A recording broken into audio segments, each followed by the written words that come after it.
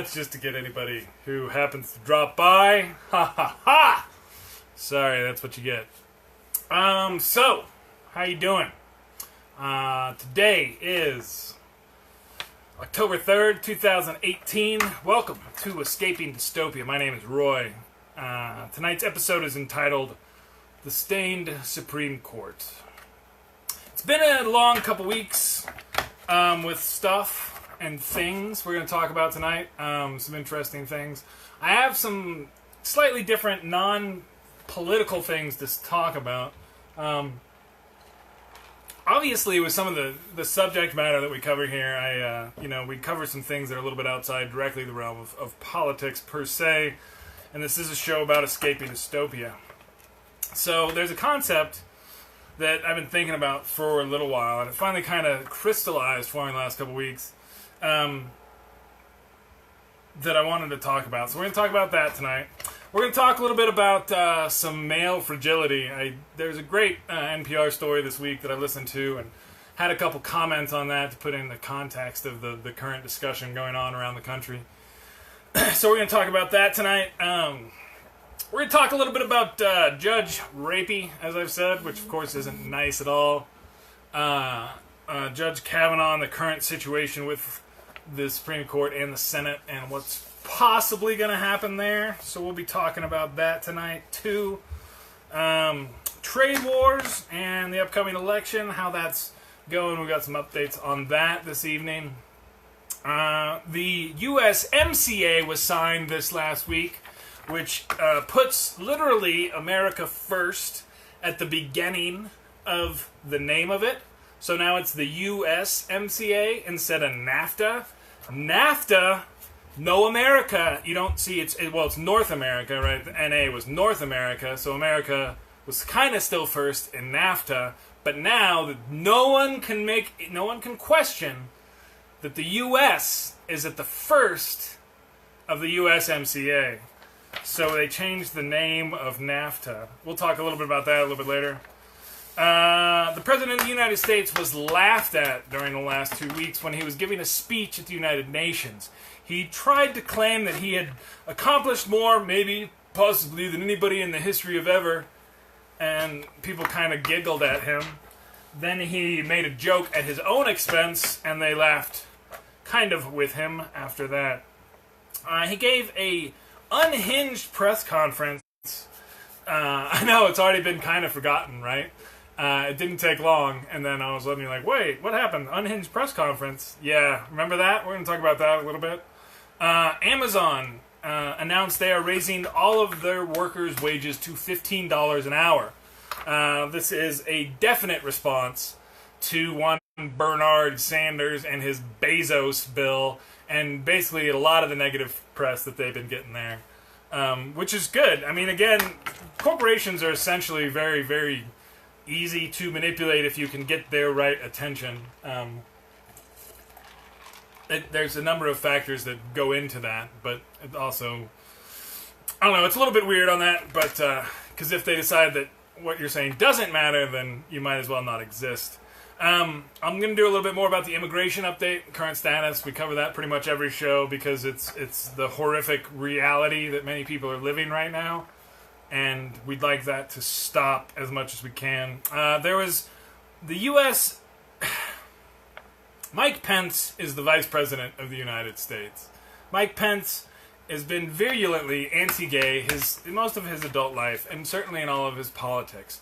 We changed the way things work for the UN, the United Nations, which meets in the United States of America. And in order to get into the United States of America, you need a visa. Previously, we would provide visas to partners and other spouses or not spouses of homosexual members of the UN. Currently, on this planet, roughly 12% of the countries on this planet allow for gay marriage to happen in their countries. The United States is one of those countries currently. We'll get to the Kavanaugh thing here in a minute. But we have decided now that unless you are married to your partner who is homosexual, you cannot get a partner visa for the UN. So basically requiring gay partners to be married in order to get visas, whereas many of them cannot get married in their home countries. There was a presidential alert today. You got it on your phone. This is part of the warning system.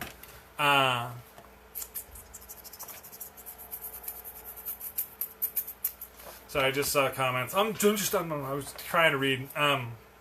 The presidential alert, I don't know why it's called that. And maybe there will be an investigation into why it's called that, considering the current egotist that occupies the office, on why it couldn't have been a national emergency alert test. Why it had to be called a presidential alert is a question hopefully the next Congress will look into and see if there was a thing for that. A little bit of science stuff that we'll talk about before we go back to the top is there's a couple of little Japanese rovers that have landed on an asteroid, and that's pretty cool, right? Rovers landing on an asteroid someplace else, taking a bunch of pictures. Very rocky, a little bit rockier than they thought. We'll get more data coming pretty soon. I'd love to see so many more missions like this. Definitely instead of a big war with China. We'll talk about that when we go back through things and other things. They discovered a new goblin planetoid that's way the F out there, barely inside what we consider to be our solar system. Like, if you look at the charts of it, it's very, very, very far away. And the orbit is quite elliptical. And apparently the orbit is about 40,000 years long. So that's how often it comes back around and actually comes near into our planetary system here. And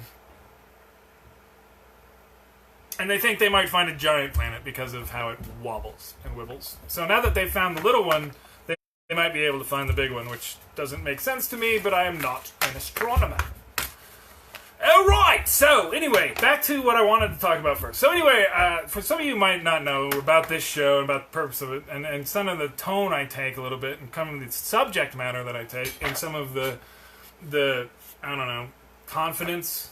Space is amazing. That's what I'm going to talk about now as the basis of a moral philosophy, because one of the things that part of my life's work, right, this whole book that I wrote and all this stuff is a philosophy book, and it's a philosophy book about the nature of morality and reality and a lot of the big questions that we face in life, and not necessarily the answers directly to those questions, but more of a methodology that one can use to find their own answers, right? And in that sense, it's a little bit of a more formal methodology than one might think, but it's fun and interesting stuff. That's what my book is about, and I'm going to work on it. You'll see it, as long as crazy comments don't happen here, Planet. It will come out in the next at least year, maybe two, in the way. It's written. I mean, mostly I just need to fix stuff. I keep teasing it. Wait till you hear the price.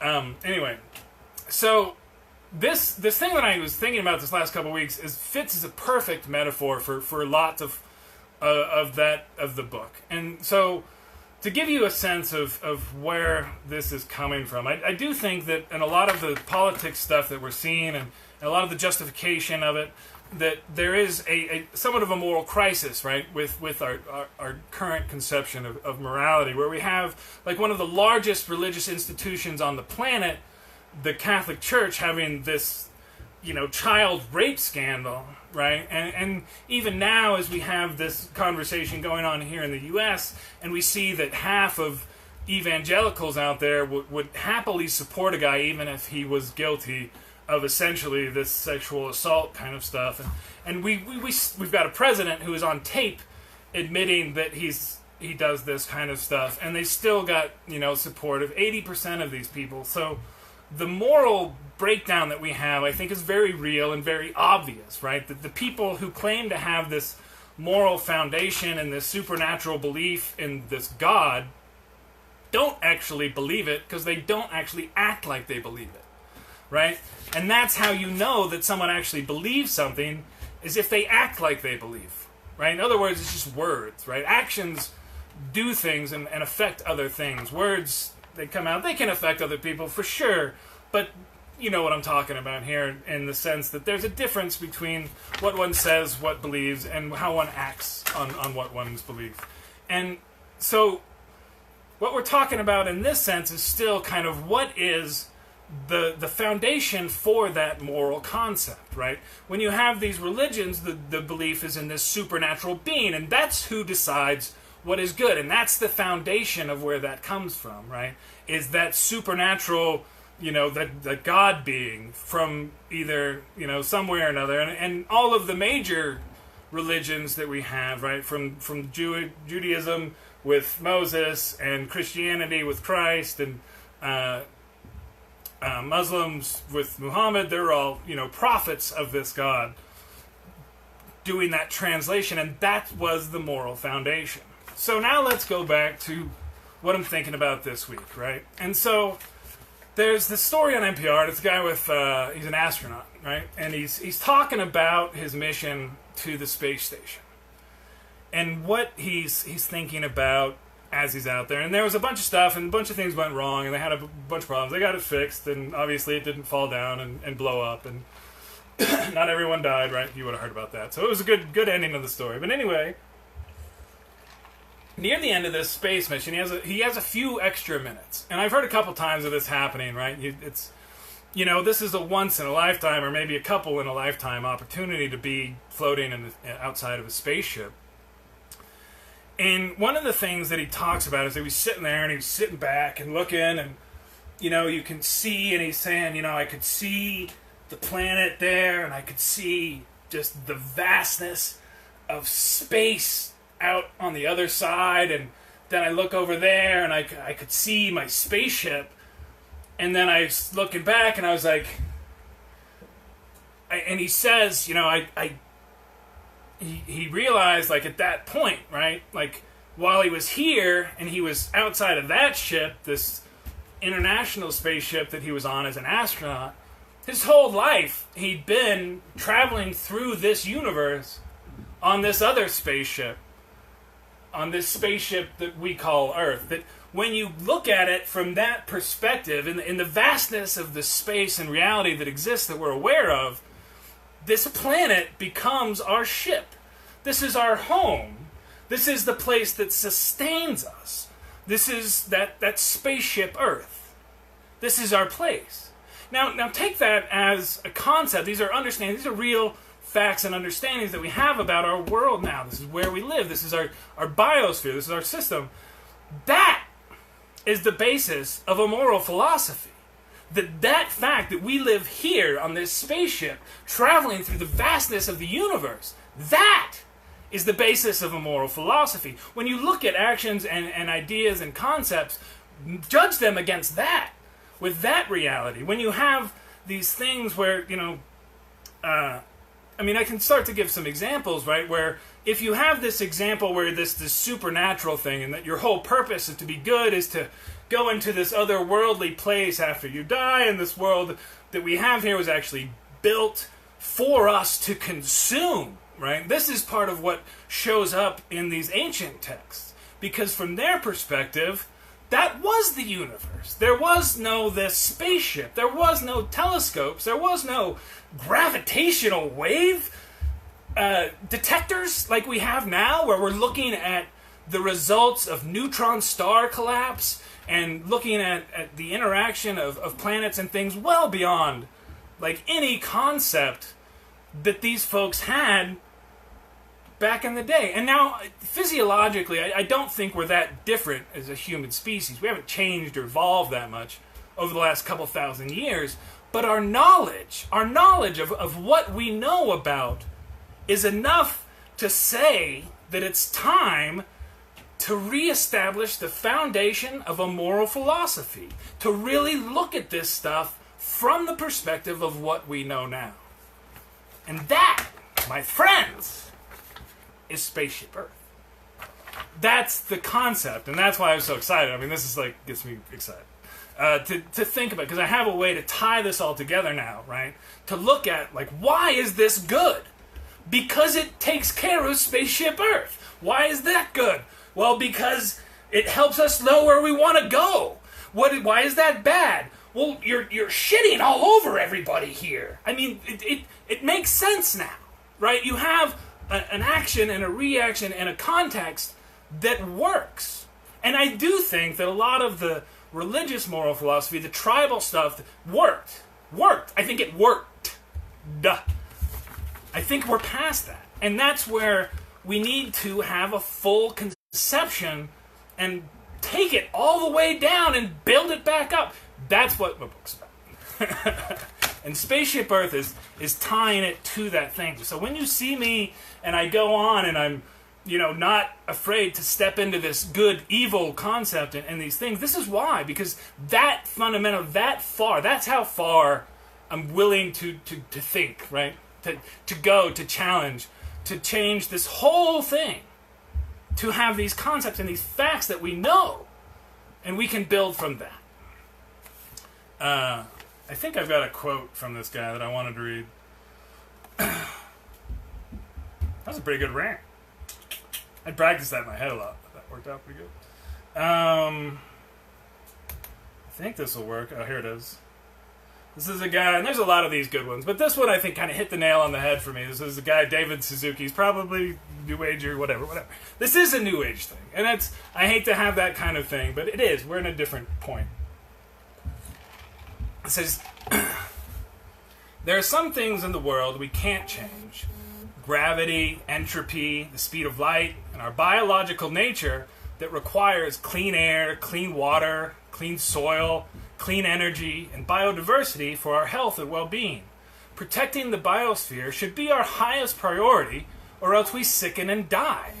Other things like capitalism, free enterprise, the economy, currency, the market are not forces of nature. We invented them. They are not immutable, and we can change them. It makes no sense to elevate economics above the biosphere. Now, if you take that and you compare that to something with, like, the prosperity gospel, right? And these notions, and this is one of the things that we have this huge problem with now, where from these old religions, this idea that someone is good and that's reflected in their life, and this is made explicit in many places now, where you can tell someone's worth by their worth, right? And you can tell their quality by the quality of their life. And we have this situation now where there's these people who are really destroying our ship and making ass loads of cash from it. And this one moral system says that's perfectly fine, if not good. Although, to be clear, when it was invented, there were these things like, oh yeah, there is that whole needle's eye thing. We kind of forgot about that. But that's how they forgot, because it's so far away. So far away from where they're supposed to be. And that's how you let kids in cages be something that's supported by this. Anyway, but in that that supernatural earth created for us versus we grew up here, it's a different thing. It's, in one sense, the earth is our supporting natural place. The other one, it was built for us to do with as we will. And that ends up being a very dangerous way to do when we're all interacting as much as we have. I do think these kind of things filter down to politics, and that kind of the concept of the afterlife based on who you pledged loyalty, right, during your life, with no moral obligation to leave the spaceship better than you found it, right? To do that exploitation, to pull it all in for yourself. And then there's a part of the American culture that allows that selfishness to just take over, and that greed is good thing that we really got off the ages with. And that's who these crowd is. That's who the Kavanaugh crowd is that greed is good. Anyway, that the prosperity gospel is, and it's at least one of the problems that we've had. We've seen this a little bit with Trump, and I'm a little bit more back on normal ground with talking style, but this is part of that whole thing. And actually, when you go to that supernatural conception, and this is a little weird thing about the Mormon religion, I'll tell you, they have this concept of a pre-existence, and where the people who came here picked the families and people that they wanted to be with, right? And that's families are forever, right? They went forward and backward.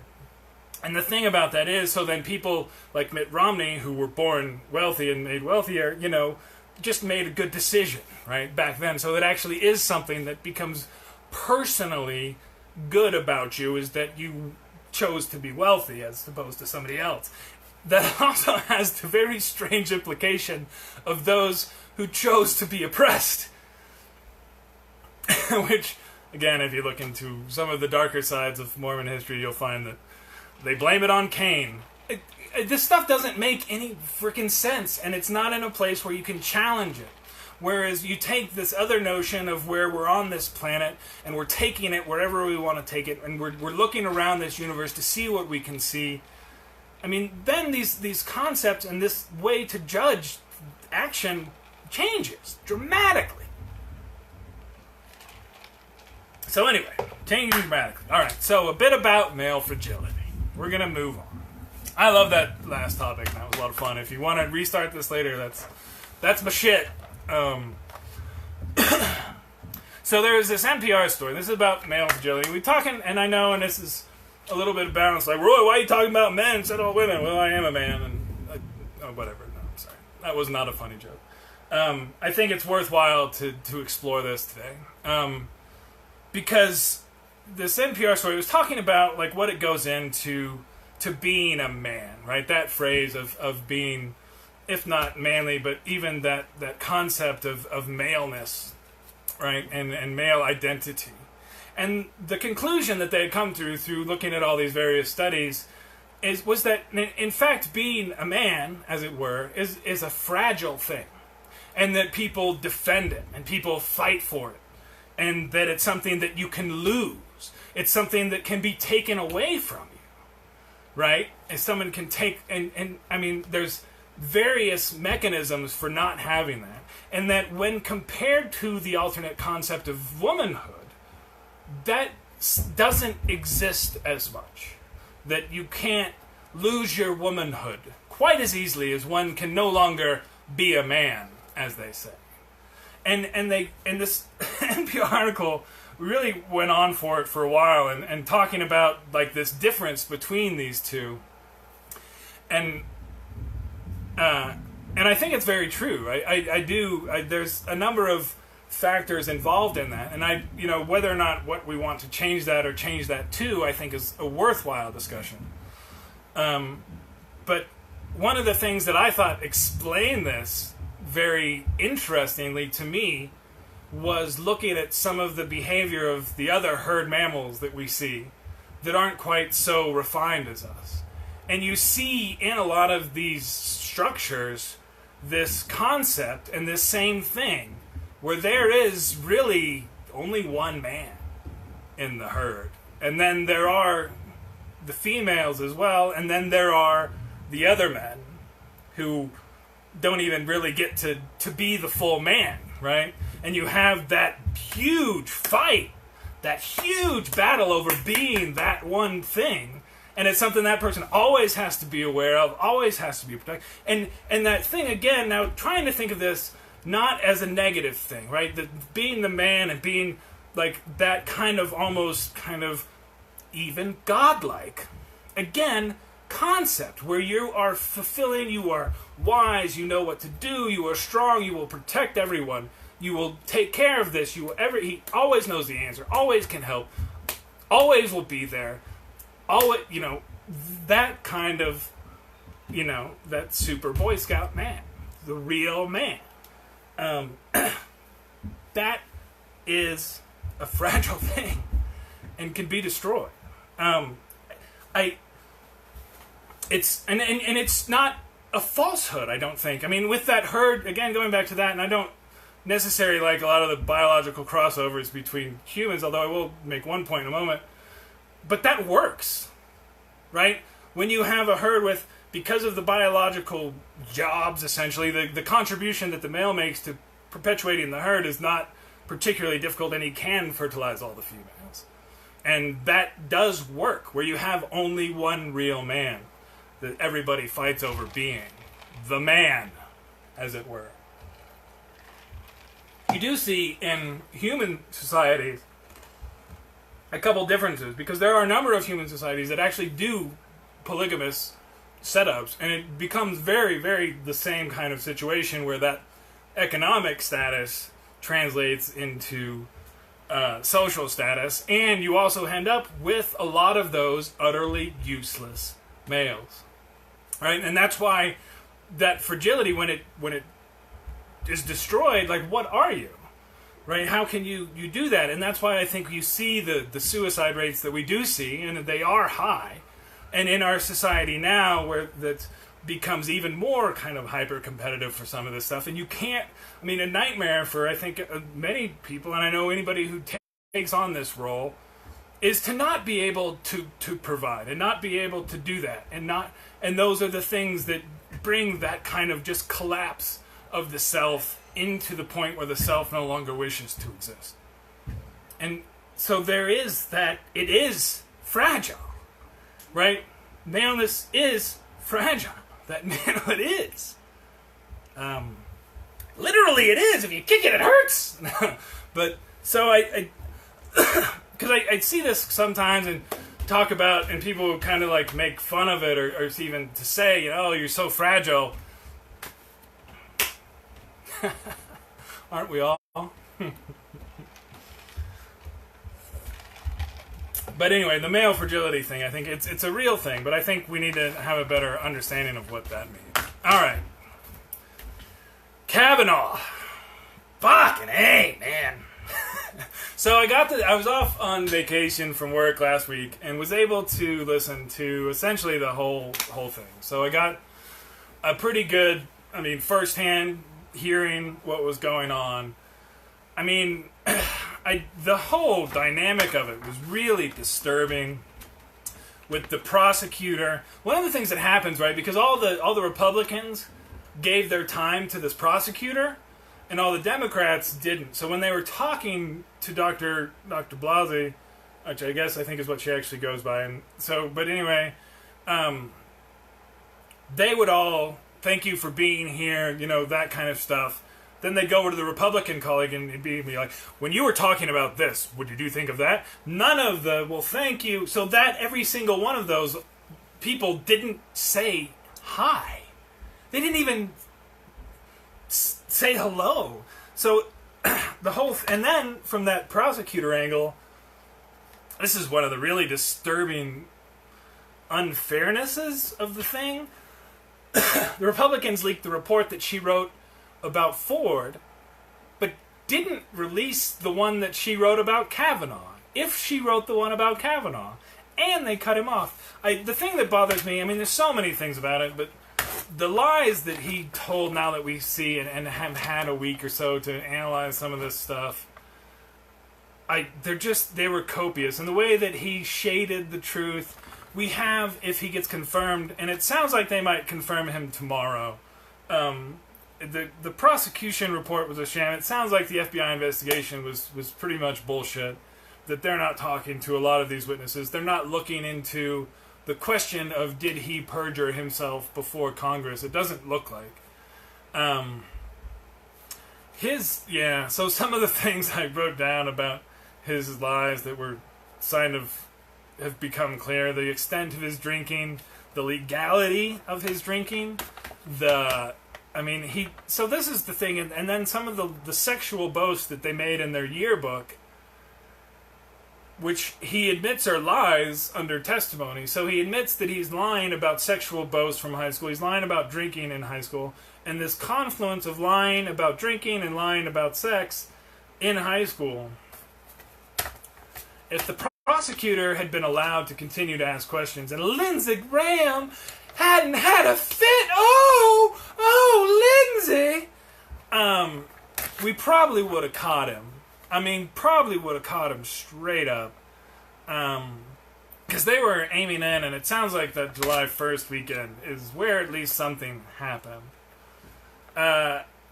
So the White House claimed that they opened up this FBI investigation. So anyway, what happened with this, just as a reminder, I'm sure everybody's fairly aware who's watching.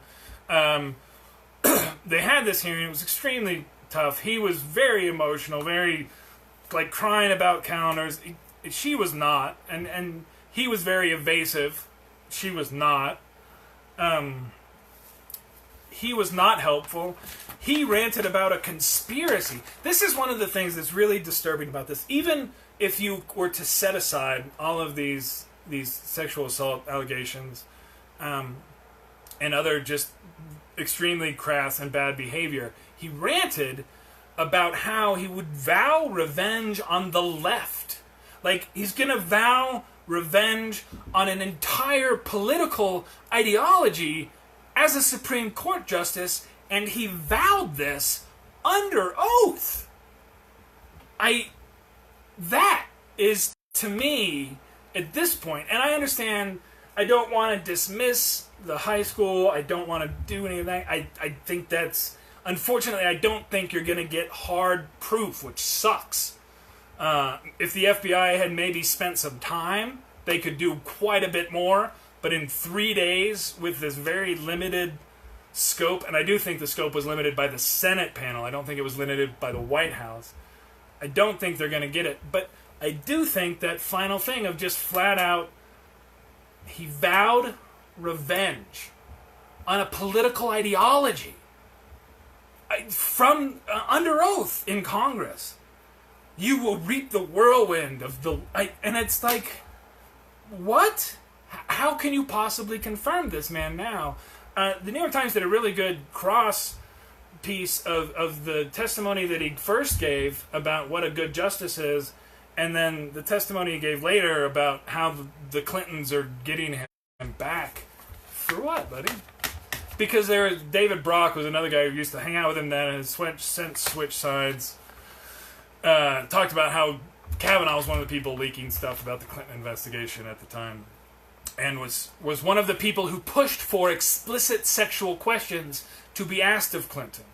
And it sounds like, from what I've heard, and there will end up being probably a book or two about this, he, through this club that this house, David Brock wrote this, I can link to it later, it's about, he was in Washington back then with like Ann Coulter and Tucker Carlson, and also Azar, I guess, the other secretary. And there were a couple of people who were on a couple of different investigations, and the idea is that because they were one of them was Paula Jones' lawyer, and the other one was trying to do the Clinton thing, they set him up with the perjury trap, essentially knowing that this other thing was going on, and started asking him questions about this, knowing that he would probably lie a little bit. And they did that in this guy's townhouse. Anyway, that's this guy. They're going to put him on the Supreme Court tomorrow. I'm about 75% sure they are going to. Unless the FBI corroborated something. And if they found out that they're like, yeah, there's something wrong here, and that's what they're reporting. But there was reports tonight, this evening, that they were going to they had finalized the report, and we're going to present it tomorrow. So I could be wrong on that. I don't know. This was last second news right before I did the show. I can only do what I can do. Why are they going to do this? Fuck you. That's why. So, anyway, sorry, that's been something I've been saying a little bit. This is all the explanation you get for this. When you point out the obvious hypocrisy, just the disgusting crassness of it all, that's why. So, trade wars and elections. So I wrote the first half of this last week when we escalated our trade war with China, which we did, and we are still going, and we have canceled various talks with China. We'll talk about that in a second. This week they signed the new NAFTA, or what do we call it? It wouldn't be the Transatlantic Pacific Partnership, because it's the TPP. So a lot of this stuff that they signed in this USMCA, right? U.S. first. U.S. right there first. America first at the beginning. Ha ha ha. Way better name. Best name ever for a deal. NAFTA was the worst name ever for a deal. Anyway. The way the guy understands trade deals is remarkably weak. So, essentially, a lot of this stuff and the details, and I've seen a few of these analyses, we'll see, because this has to go through Congress, like the TPP failed to do, because, I don't know, we'll see if they have any real objections to this anymore. Some of the major highlights from this that I saw is they're upping the percentage of cars that have to be produced here in North America. There's a split concept on whether or not that's going to work or not, because, like you saw with Harley-Davidson, a lot more people in other countries like to buy cars, and if just dealing with the U.S. market becomes too problematic, a company will just move productions overseas, because there's not that first world. They can do anything they can do here any place else now, almost. So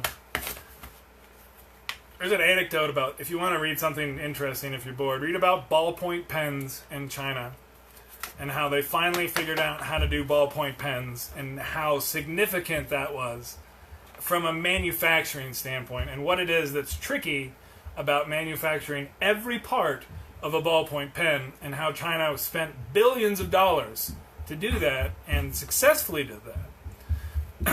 So anyway, our trade war with China has escalated. It has escalated to the point of we nearly had a couple warships run into each other in the South China Sea this last week. For those of you who don't know, while we've been distracted by everything else, China has built a number of military bases in the middle of an ocean and now claims all of that ocean as Chinese territory and continues to warn anyone else who travels through that area that it's Chinese territory and they are trespassing. And no uncertain terms anymore. There are tons of international politics implications of this, but we are continuing to escalate this. And they canceled the military thing with us last week and did another one. So anyway, so that's that side. That continues to get really bad, but we'll see if they can just pull it out, because they're not even negotiating right now. They were negotiating like mad on the NAFTA thing. Now, the reason why everybody had a reason to sign this is because if they hadn't, all of NAFTA would have been gone and started to unravel, which would have been really bad for a lot of people. Which tells you right there, because losing NAFTA, from going from NAFTA to nothing, it was a loss for everyone involved. So I'm not sure how you call that worst deal ever. But anyway, because it's one of those things where we've seen the results of having freer trade, and it's been good for everyone. Now, that's in a generalized sense. I've talked about this a little bit before, where we've had major benefits from this global trading partnership, but because of the way tax rates and the government works here in the U.S., that hasn't been shared amongst the populace here. It's very concentrated. The results have been amazing and very concentrated. So basically, a lot of what they signed was the TPP stuff that had been negotiated. Both Canada and China, both China. We're about out of brain power, I think, at this point. Both Mexico and Canada, I believe, are on the Pacific Ocean, and we're part of that TPP. The TPP was also about reining in China, because China was not part of the TPP. Everybody around China was part of the TPP. The whole point of this was to build a trading coalition so you don't have to go to war with people who are now going to challenge you across the globe because they are a superpower. So this is brewing, folks. I'm just saying. USMCA signed, slightly more American contact. Claims the best deal ever. Did put America first, literally. And then I think that's most of the stuff we're going to talk about. I don't even really get to talk about the Unhinged press conference this evening. That I did get to watch again. I was off last week, so I did get to watch the whole thing. If you can sit down with a Trump supporter and watch one of his press conferences with them and just pause it occasionally and kind of look at them and be like,